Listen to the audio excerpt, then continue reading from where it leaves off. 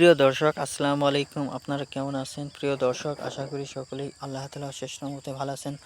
তো প্রিয় দর্শক, আজকে আমি আপনাদের জন্য গরুর একটি সুস্বাদু খাদ্য নিয়ে আলোচনা করব।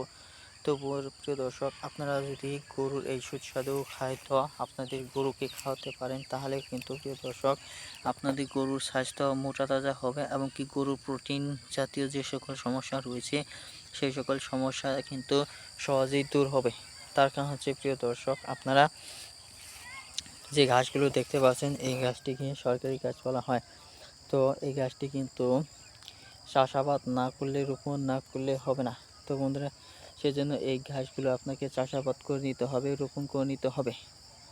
তো বন্ধুরা, আমি আপনাদেরকে বলবো এই ঘাসগুলো আপনারা আপনাদের জমিতে চাষাবাদ করা শুরু করে দিন।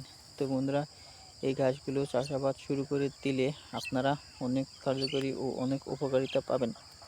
তো বন্ধুরা, অনেক কৃষি খামারের ভাইয়েরা রয়েছে যারা নাকি বিভিন্ন ধরনের খড়কুটা, বিভিন্ন ধরনের ভুসি কিংবা ফিড গরুকে খাওয়ান, তারপরও কিন্তু কাজ হচ্ছে না। এমনকি কাজ হলেও আপনাদের এগুলো কিনে আনতে অনেক টাকা খরচ হয়ে যাচ্ছে। তো আমি আপনাদেরকে বলবো, আপনারা খরচকে নিয়ন্ত্রণ করতে চাইলে এই ঘাসগুলো অবশ্যই আবাদ করতে হবে।